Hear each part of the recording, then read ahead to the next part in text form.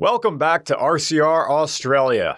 Here's a Swedish car. Don't know why I need to look back. Left. I've done the same thing in Sweden, so went around a roundabout and Alright, second gear.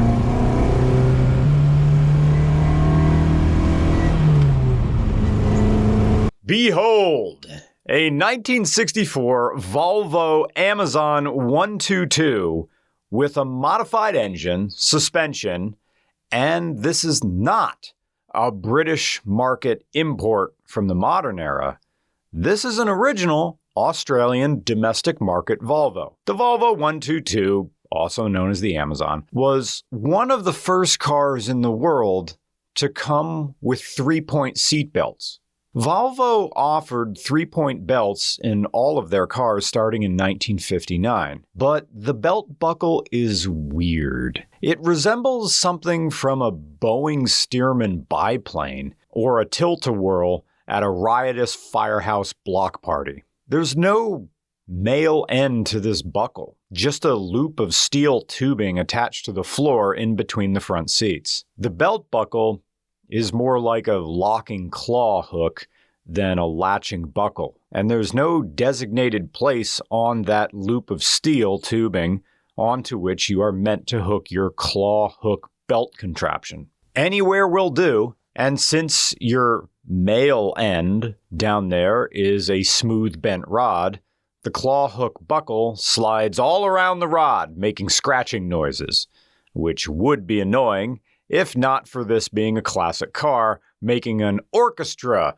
of weird sounds all the time. you rev it out of this gear.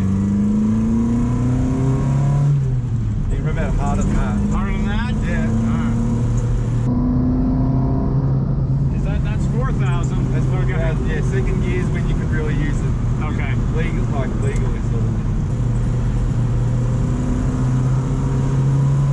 Oh, that's good.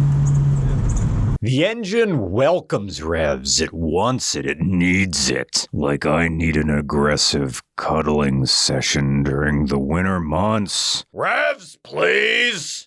Serotonin, please. One look at this Swedish high roller will have you bricked up like a goddamn firehouse. This is elegant and sexy, like a widow who takes care of themselves, or a rock star who doesn't. This car is a reminder of what Volvo used to be an entire American lifespan ago. Volvo 122S.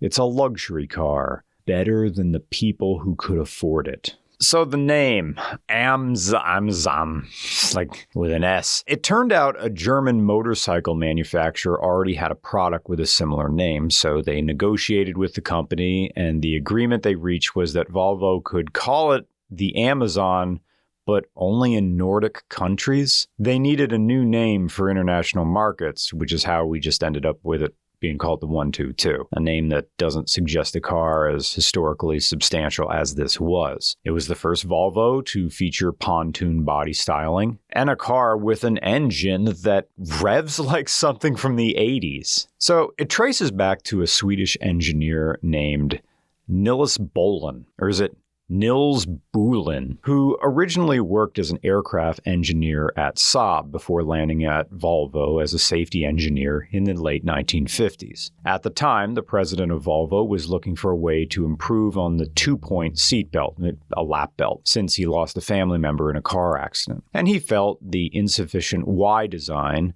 of 2-point seatbelts were partially to blame. As written in Volvo's own press release commemorating the 3-point seatbelt, the main issue was that the belt buckle was often positioned at rib cage level, which meant that in serious crashes, the buckle itself would be weaponized against internal organs. So Bohlin introduced common sense into the equation by basically saying, hey, let's have one belt over the shoulder instead of the rib cage and another belt over the hips. We'll have them make a V shape and anchor them with the tip of the V pointing down so the belt stays where it's supposed to. Volvo patented design and then decided to leave the patent open so other automakers could use the design without fear of litigation. Because you can't really talk about Swedish automakers without respecting their dedication to safety. And all of this for a car you can't go that fast in anyway. It's a brave, rebellious act of delusion to pretend that a car like this was ever meant to tear up the roads. Except it does.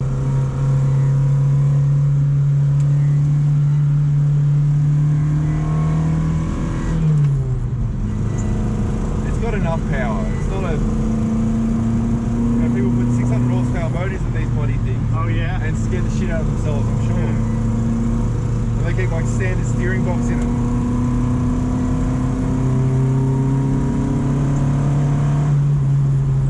That's good.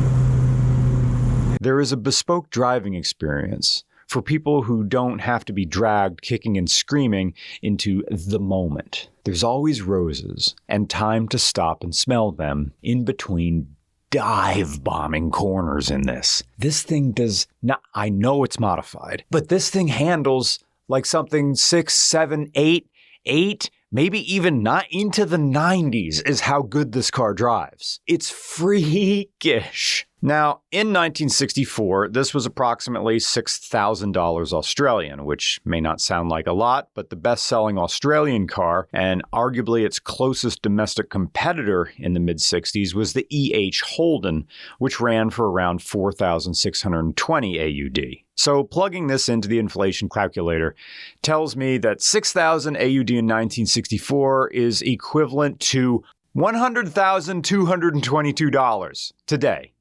Now, because most of my audience is in the United States, now we convert 10,222 AUD to USD is the equivalent of 66,272. Okay. All right. Okay. A sports sedan of its day that handled well, that had a manual, that revved really high, and had cutting-edge safety. Okay. $66,000. All right. I can dig that. Expensive, yes, for a time befitting the notion that this was the kind of luxury car that set neighborhood tongues wagging, and the same effects a suit and tie has on the customer service desk. The Volvo 122 carried a luxury of authority, of getting what you want and having the bank account that makes people speculate what you've got on down south, while guaranteeing that they'll never say a word about it to your face. Between this car and now, Volvo gained a reputation as the automaker for people who can't swish for the whole 30 seconds. It's too easy to forget that Volvo could be the center of attention in the performance market world. I know Polestar exists, and I know the rally history exists. But even the good Volvos today don't draw your eye. Not really. But this, ooh. It's a weird mix of European and American styling with 80s Japanese build quality and, just more Honda Civic type shifting and handling. The Volvo 122S isn't saying, look at this thing you will never have, it's driven by your betters and you can't have it. It's not like a Maybach or something like that.